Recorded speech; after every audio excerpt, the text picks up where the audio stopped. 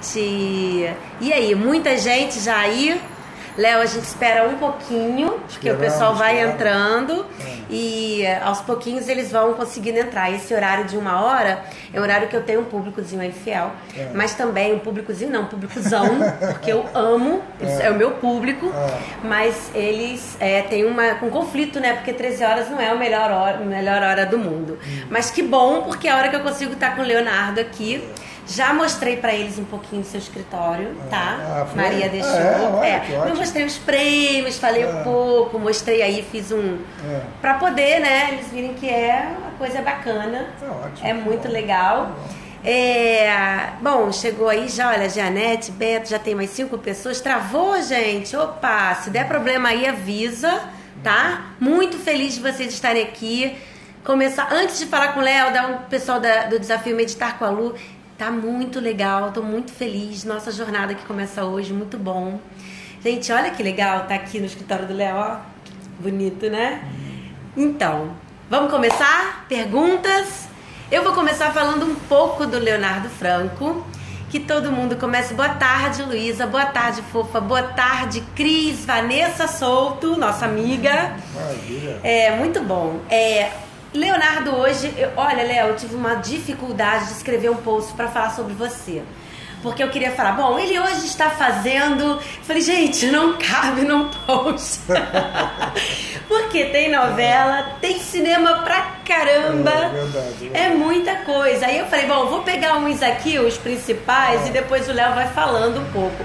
Mas acho que a gente podia começar falando um pouquinho disso, né? De como é que tá a carreira, pra gente se ambientando, e depois a gente aprofundar um pouquinho pra falar do Leonardo aí. Com certeza, o que você quiser, vamos falar. Então conta aí pra gente, Bela Aventura. Exatamente, eu estou emendando agora um trabalho atrás do outro, graças a Deus. Estou contratado da Televisão Record, eu comecei fazendo A Terra Prometida, depois eu emendei com Bela Aventura, então é uma novela bíblica que é muito interessante, sabe? Eu fiquei feliz com essa oportunidade, porque nós atores não temos a chance aqui no Brasil de fazer uma coisa medieval, bíblica, capa e espada. Não temos. Os grandes atores americanos, europeus, eles vivem fazendo essas séries, vivem fazendo esses filmes épicos, e a Record tem essa característica, e é uma característica diferenciada que a gente está aproveitando muito. Então eu fiz o personagem Tibário em A Terra Prometida, que foi um grande sucesso. Foi, ele era bem ruim, né? Bem ruim. Agora te deu uma aliviada, o Mistral, né? Deu aliviada, porque o Tibário era um sanguinário, cheio de conflitos, mas um homem apaixonado também por uma mulher chamada Raabe, por seu filho. Ele tinha os dois lados. E o Mistral não, o Mistral é um conselheiro do rei, muito tranquilo, completamente diferente do Tibário, e que vem trazer uma oportunidade também de fazer um trabalho diferente. E nesse meio tempo eu tenho feito muito cinema. Um filme. Esse ano foi incrível, né? Foi incrível, porque fiz o Lava Jato, a Polícia Federal, a Lei para Todos. É um filme necessário no momento, que me fez modificações pessoais, quer dizer, eu tenho minhas convicções, todos nós temos as nossas, mas eu acho que esse filme mostra a realidade brasileira como ela está sendo desenvolvida. E para mim, como ator, foi a oportunidade de entrar em contato com isso tudo, né? Com essas pessoas, com esses agentes modificadores, com o Sérgio Moro, com o Deltan Dallagnol, com o Carlos Fernando, com todos os investigadores da Lava Jato. Estivemos em Curitiba estudando, nos preparando para o filme, e agora, depois da estreia, foi sensacional, porque o filme é um sucesso de público. É um sucesso de público. 500 mil pessoas. Eu assisti, tá? Fui na pré-estreia, ó. Claro. Foi lindo, é incrível mesmo, e assim, traz à tona uma discussão. Eu não sei, posso dizer assim, se traz à tona, né? Porque a discussão tá ardente, né? Mas eu acho que o Marcelo deu um olhar, assim, pra gente ficar numa outra posição, né? Num questionamento, assim, de uma outra forma que eu não tenho visto, porque tá uma coisa assim, teve uma divisão e tal, mas eu senti que é um questionamento de cidadão, né? De cidadão, e eu achei isso bacana, porque a gente olha ali e se vê como cidadão, o respeito do cidadão, o olhar do cidadão, né? E o ator, eu converso muito com meus amigos parceiros de cena, é quase que um dever cívico fazer esse filme, entendeu? Isso foi muito importante. Então, retomando o contato com esses personagens verdadeiros, porque também é muito interessante quando você representa um personagem que existe. Um personagem que se torna seu amigo. É verdade. E depois ele vai ao cinema te assistir e se emociona, quer dizer, eles todos, os investigadores, os advogados, os promotores, juízes, eles sabem muito bem exatamente a importância que eles têm para a realidade brasileira. Mas eles não deixam também de ser seres humanos que falam, olha como deu certo o meu esforço. Olha como é que deu certo a minha tomada de posição. Olha o que eu estou fazendo, não só por mim, pela minha família, mas pelo Brasil. Chegou nas telas, quer dizer, não é que sejam vaidosos, não, mas é que é um reconhecimento. É uma coisa muito importante. E isso para os atores que fizeram o filme, para toda a equipe, foi transformador, o contato, examinar a realidade como ela é, efetivamente. Então esse filme nos transformou. 500 mil pessoas na primeira semana. Incrível. As pessoas batendo palma no final. Sim, né? De pé, foi incrível, foi muito bom mesmo. E depois emendei com o filme com o Ricardo Darín. Pois é, isso aí que eu fiquei assim. Eu coloquei lá, mas e o presidente, né? Quer dizer, você está nesse negócio mesmo do Brasil, né? Presidente do Brasil. Eu fiz uma minissérie há 5 anos atrás, fui protagonista de Pré-Amar, uma minissérie para HBO, foi um sucesso na América Latina. E depois eu descobri que o Santiago Mitre, que é o diretor do filme, viu a série. Na época eu estava escrevendo o roteiro, não tinha nem viabilizado o filme. E falou, olha, se esse filme for para as telas, eu quero esse cara aí para fazer o presidente do Brasil. E de repente o telefone toca. E aí, o telefone tocou. ele... Não, quer vir para Buenos Aires, quer vir foi no Chile e em Buenos Aires. Filmamos daqui a 3 meses, quer vir com Darín, meu Deus do céu.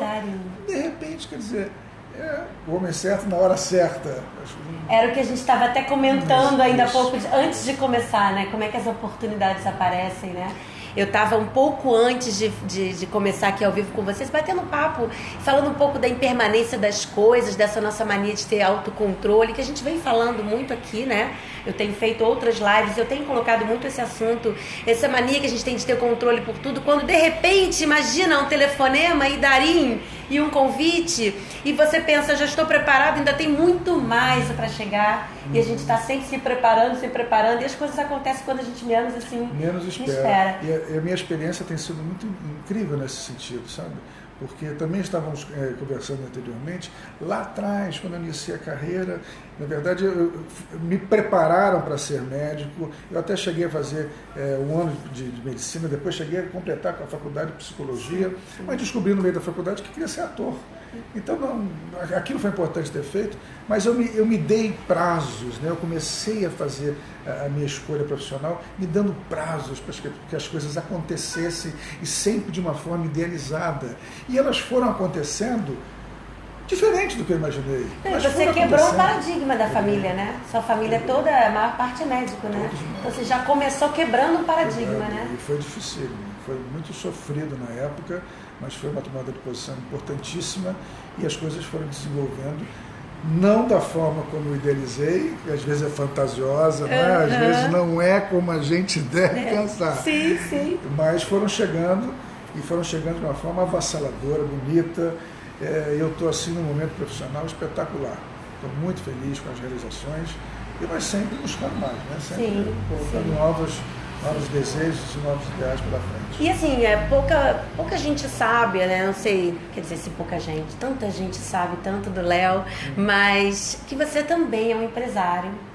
E que está aqui, a gente está inclusive no teatro, que é um lugar incrível aqui no Rio de Janeiro, tem gente aí do Brasil inteiro falando, né? Aí ao vivo, um monte de gente que eu já sei que não é daqui do Rio. E esse lugar que tem uma energia, eu não sei nem em palavras dizer, porque de fato, só vindo, quando você coloca lá no seu site, falando do teatro, a palavra do diretor, que cada tijolo tem uma representação, a gente sente essa energia aqui. E ser um empresário de teatro no Brasil não deve ser uma tarefa. Eu acho que a determinação deve ser o ponto Leonardo Franco, né? Porque... a determinação, porque na verdade é óbvio que antes mesmo de me tornar um ator, quer dizer, a gente vai se tornando ator, uma pessoa, um ser humano, um pai, na medida que a gente vai vivendo as coisas, né? Essas coisas de que, terminei a faculdade, terminei o curso, sou agora... Você também no início, mas você vai se tornando. Mas desde o início, quando eu idealizei, não vou deixar de ser médico, psicanalista, psicólogo, quero ser ator, eu já tinha o desejo de ter uma casa de espetáculos, né? Porque eu comecei admirando muito o Rubens Correia, o Sérgio Brito, pessoas que construíram teatros. E isso, na verdade, também foi uma espécie de porto seguro. É como se eu pudesse criar alguma coisa que me desse alguma estabilidade e segurança. Porque é uma profissão muito difícil. Sim. É uma profissão que, às vezes, você tem muitas possibilidades, às vezes você passa muito tempo com poucas chances, e como a vida é cíclica, né?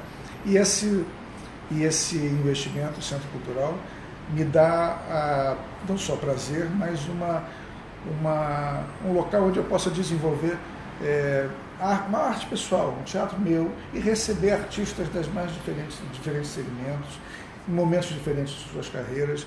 Isso me dá uma felicidade, uma alegria e alguma segurança.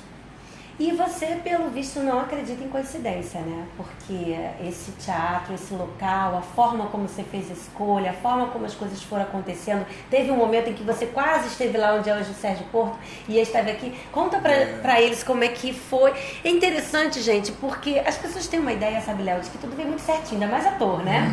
A vida é completa, é tudo certo, é tudo um set de novela, de filmagem, e tá todo mundo lindo na Ilha de Caras, né? Exatamente. E não é isso, é uma luta diária.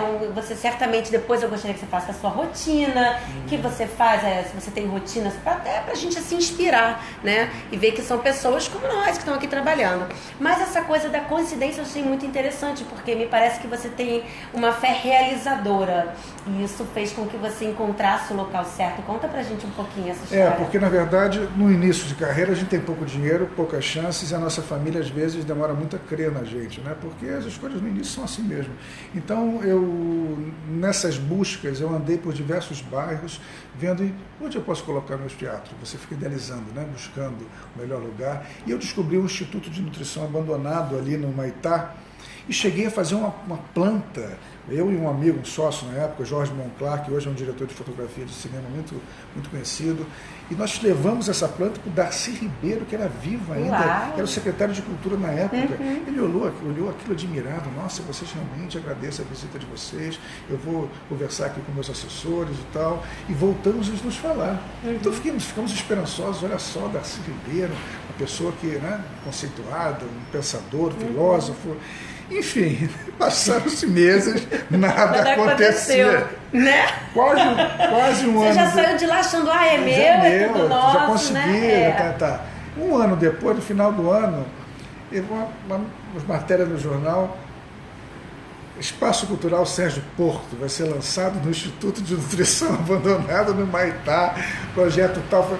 Cara, a minha decepção, a minha tristeza, eu sofri tanto, mas foi uma lição. Eu entendi muitas coisas ali. Eu entendi que também, quando você tem um desejo, uma ideia, uma vontade, é importante também que você se apodere dela em todos os sentidos, não só emocionais, né, de construções assim, mas do espaço físico. Você tem que possuir a coisa para poder fazer com ela o que você bem entende. Então aí foi uma caminhada longa, porque aí realmente demoraram entre os meus, devia ter uns 24, 25 anos na época, até os 39, 40, quando efetivamente eu inaugurei o Solar. Aí foi persistindo nesse sonho. Porque aí tive que juntar dinheiro, juntar religiosamente uns 25%, 30% do que eu ganhava, sempre pensando quanto vai custar isso, quanto vai custar, vendo o preço de casa, os melhores bairros. É claro que os bairros, as melhores possibilidades vão mudando no decorrer de 15, 20 anos. Sim. Mas, enfim, consegui. Em 2001, encontrei essa casa, e é uma casa interessante, porque aqui o prefeito Ângelo Mendes de Moraes morou nessa casa, a deputada Lígia Lessa Bastos morou nessa casa, e ela me falou, quando eu comprei a casa, falou: meu pai tinha um desejo muito especial de que um dia isso se transformasse num espaço cultural. Olha, não há coincidência. O desejo dele está realizado. Assim. E era para ter esse tempo, né? Essa pausa entre aquele momento lá com o Darcy até esse momento, certamente deve ter sido um aprendizado e um movimento que a gente leva para a vida depois, né? E foi uma coisa que me colocou de volta. Eu falo sempre para minha mãe que me salvou a vida. Esse teatro me salvou a vida, porque além de ele ter me dado tudo de melhor que eu tive, inclusive minha esposa. Sim, minha amiga querida, amo, Maria. O teatro só me trouxe realizações, o teatro me posicionou dentro da classe de uma outra forma. Aqui eu desenvolvi vários projetos pessoais importantíssimos para a minha carreira, conheci pessoas fundamentais na minha vida, nós estamos juntos aqui. Sim. Por causa do teatro também. Grata, muito grata. Por causa naturalmente das nossas filhas queridas e tal. Mas ele me colocou num outro patamar profissional, foi uma tomada de posição. E para chegar aqui, para inaugurar, olha, mas foi... Passei por tudo que você possa imaginar, passei por sofrimentos, eu não digo horrorosos, mas necessários. Né? Não tinha dinheiro, às vezes não tinha mês que não tinha dinheiro para fazer supermercado, porque a obra parou 3, 4 vezes, porque não tinha mais dinheiro também. É igual quando você faz uma obra na sua casa. Que a gente monta. Mas aqui é o sonho, né, de algo que tinha que ser estreado para todos. Você não estava construindo só um sonho seu. Né? Porque quando você abre a porta do teatro, ele vira o nosso sonho. E quando a gente está aqui dentro, a gente está revivendo algo ali, assistindo o espetáculo. Agora mesmo acabei de passar, não posso. Falei, Maria, tô doida para mostrar isso.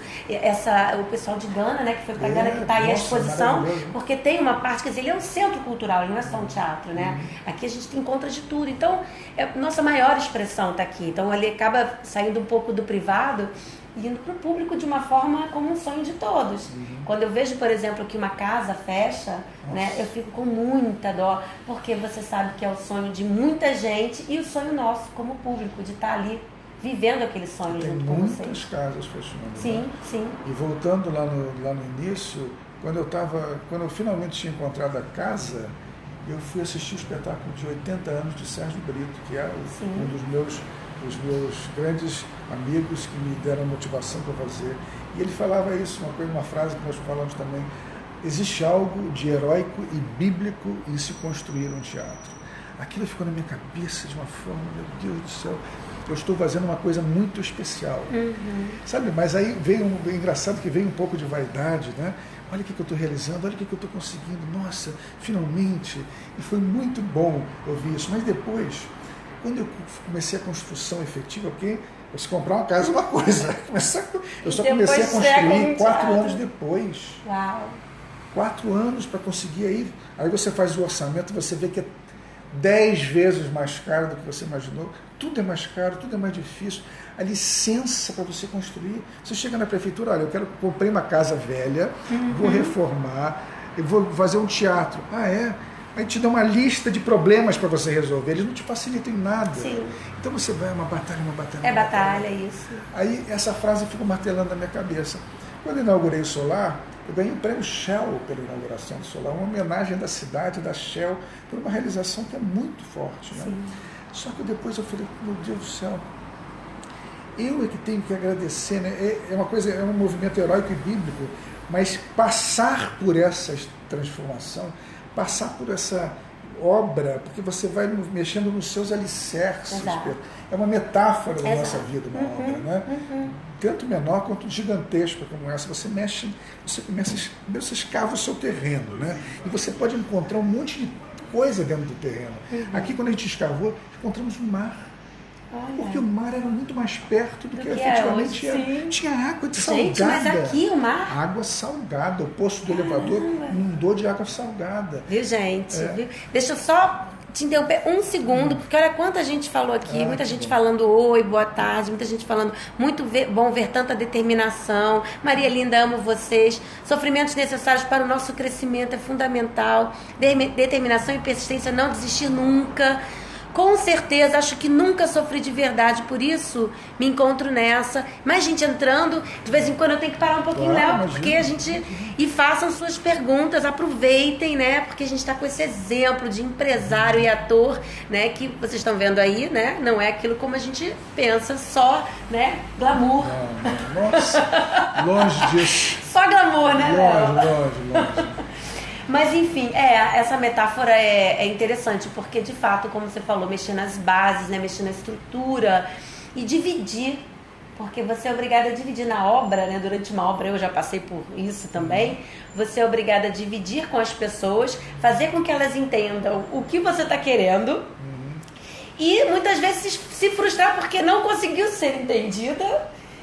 Enfim, é um movimento, uma crescente, e como eu acho que foi boa até que fosse necessário. É necessário. Se você souber fazer o limão da limonada, uma limonada do limão, é necessário, é um aprendizado. Não foi, então complementando, foi não só uma descoberta, foi um reposicionamento na vida. Né?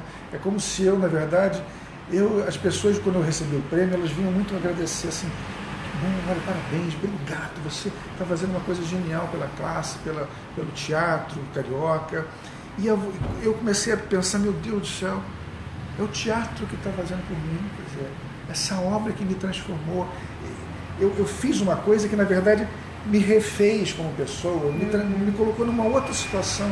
Então mudou tudo, mudou minha forma de ver tudo. Né? Eu fiquei muito mais tranquilo, na verdade, eu fiquei muito mais reconhecendo as oportunidades, sabendo aproveitar melhor elas e tendo mais calma. Eu sempre fui muito eu queria logo resolver as coisas. Né? E quando você começa a ter calma, quando você começa a ter tempo, quando nasce a primeira filha, quando vem a segunda, você Léo tem duas filhas lindas, a Valentina que está com 10, já foi 11. E a Maria Flor lindinha, 5 aninhos, que por acaso no dia do aniversário da minha filha, nós nascemos no mesmo dia. E a Valentina nasceu no dia, 2 dias antes da inauguração. Sim. Então também olha a quantidade de coisas, né? Parece que não, né? Ao redor. Mas a vida vai se abrindo, né? Você vai ficando mais otimista, vai ficando mais feliz, mais tranquilo e as coisas vão... É quando a gente se permite as oportunidades e quando a gente se permite a olhar a vida como uma oportunidade. Não é fácil, não estou dizendo que é fácil a gente chegar e falar, que bom, vou fazer uma obra, vai durar 20 anos, sei lá, 4 anos de obra, 20 anos de procura e vai ser ótimo, sensacional, vai me abrir a vida de oportunidades. Não, mas a gente já tentar fazer esse exercício de encarar como essa oportunidade, a coisa já tem um desvio, porque você sabe assim, bom, peraí, pelo menos com a experiência, isso é bom que com a idade, né, a gente vai tomando essa experiência. Bom, pelo menos com isso, eu sei que eu vou ganhar alguma coisa. Porque quando se abre quando se abre uma porta, se abre a janela, e de fato é isso, né? Oportunidades que vai chegando uma atrás da outra, conforme a gente vai fazendo e a criação. E depois com a inauguração, certamente com esse prêmio, veja. Então, assim, um marco de um trabalho para você tem todo um sentido pessoal. E ali o público dizendo, olha, que bom, né? O prêmio Shell ali, que poxa, é o prêmio Shell, né? O principal prêmio do Teatro Carioca. Pois é.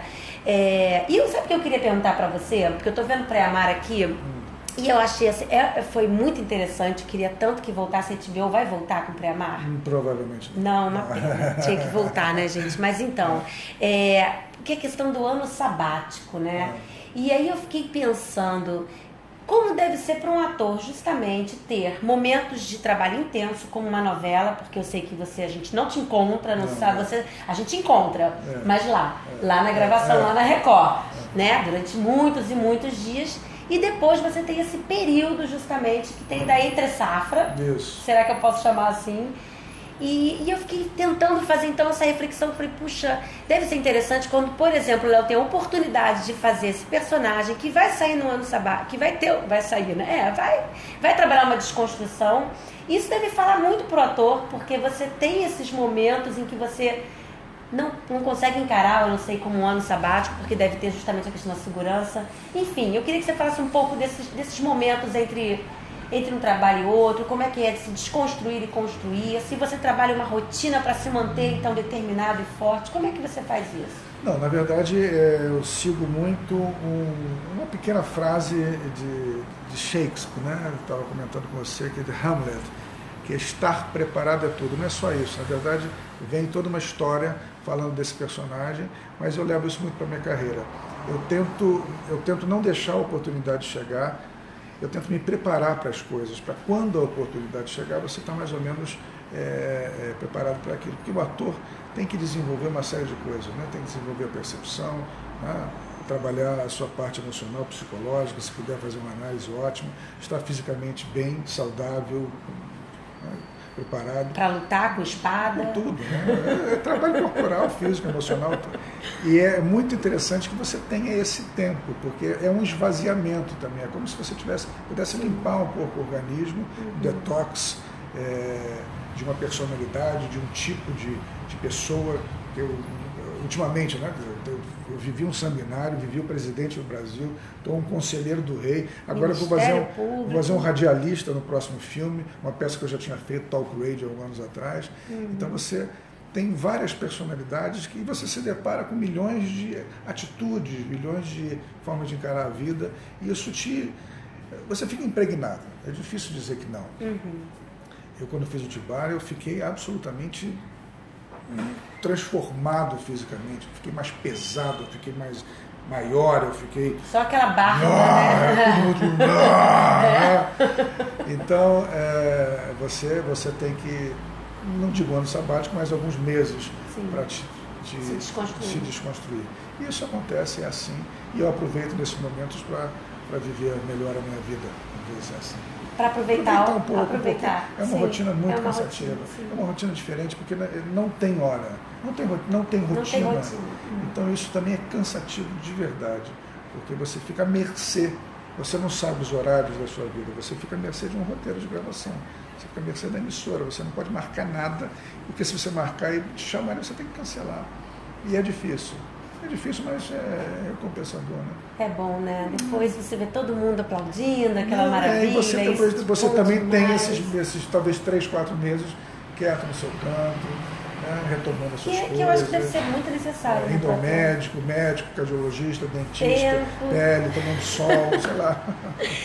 Gente, olha, então, vamos ver, com certeza, gratidão, um monte de gente, sempre. Linda a sua história, eu também acho. Ai, amiga... E sobre o seu cartaz, deve estar falando lá do Filhos são presente de Deus, a inspiração, a escrita do roteiro, como se deu a criação. Acho que deve estar falando sobre o filme, né? A inspiração, a escrita do roteiro, como se deu a criação. Selfie do coração. Sobre o que, selfie? Talvez que você esteja querendo falar. Bom, a inspiração, ele é inspiração em pessoa, né? Estou aqui inspirada.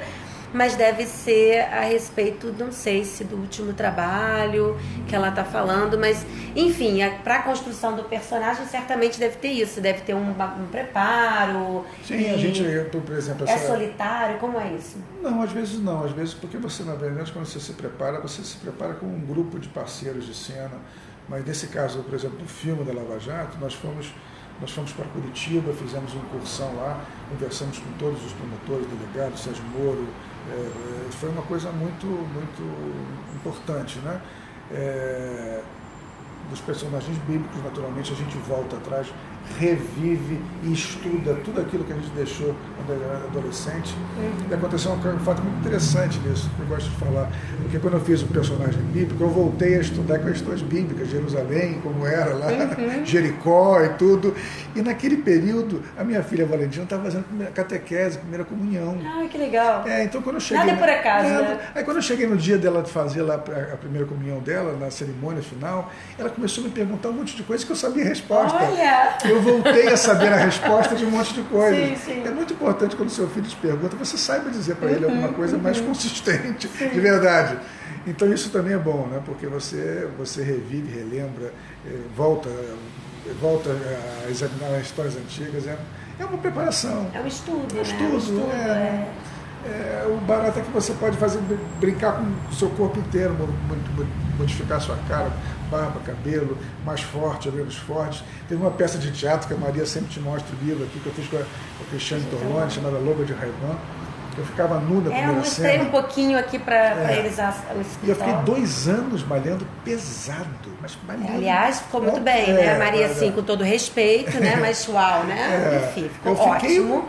Trincado, né? Sim, mas renúncia, né? Para poder ficar assim. Mas não pode... Foi importantíssimo naquela época, valeu tudo. Aliás, uma peça que foi incrível. Ficou quanto tempo na época? Ficou 2 anos. 2 anos em cartaz. Viajamos a 15. E capitais. Você ficava nu? Abria o pano na primeira cena que eu entrava, já estava virado de... Imagina, né, gente? Não, então, e foi muito bom. É muito, a gente tá aqui falando só de coisas boas, mas você imagina, eu para fazer uma live, para começar a fazer live, vídeo, embora eu já seja jornalista, já tenha essa pegada, eu tive que fazer coach para fazer isso. Claro. Porque, agora imagina um ator que tem que ficar nu, em cena, totalmente despido de si e vestido de outra pessoa, porque ele está nu e ainda por cima vestido de outra pessoa. Não, todos nós temos nossas inseguranças, todos nós temos que nos sentir bem na situação, porque uma situação, você tinha um teatro, teve um teatro em Curitiba que eram 2.000 pessoas. Uau. Eu pensei, meu Deus do céu, para abrir um pano aqui, eu vou estar pelado para 2.000 pessoas, socorro. Então você tem que estar o mais preparado possível. E deve ter um monte de situação engraçada também, Léo. Tem assim uma coisa muito engraçada que você lembra agora aqui para contar pra gente? Pode ser desses últimos, porque é tão bom assim também. Deve ter um monte de história que você deve falar, nossa, isso aí. Na verdade não, histórias particulares, assim, mas essa coisa do ficar nu, por exemplo, é engraçado, porque as pessoas às vezes elas invadem o seu espaço, né? E eu chegava no teatro, eu tava muito bem mesmo naquela época, eu estava muito bonito. Até parece que ele tá mal, né? Aí tinha um canto péssimo. do teatro, aqui tinha um canto do teatro, as primeiras filas daquele canto em que eu aparecia... Era lotado, já na primeira fila já vendia. E muita gente repetida. As pessoas se repetiam. E eu toda vez assistia. Muita, eu já olhava e já via aqui. E a Maria também, que no final do espetáculo, a Maria ia no toalete, vou contar. A Maria ia no toalete feminino para ficar ouvindo os comentários das meninas. Olha isso, meu Deus do céu. Eu imagino os comentários, né? E fora isso, uma quantidade de gente que pelo Brasil afora, que as pessoas confundem mesmo. Elas acham que você está ali daquele jeito, você é um pouco mais ou um pouco menos. Então você a gente tem que cria, tomar tem o conta. imaginário também, né? Porque a gente está olhando ali o personagem, a gente tem todo o imaginário, a pessoa quando está assistindo a novela, a gente cria. Muitas vezes tem os atores que são encontrados na rua, né? E briga com a pessoa, né? Ainda bem que o Tibar ninguém ia brigar, né? Não, porque ia estar com uma espada, né? Dá certo. Léo, então, eu acho que mais alguém. Eu assisti umas 5 vezes na primeira fila. Pois é, tá vendo? Mas ela assistia só para poder ficar de olho, a gente já entendeu.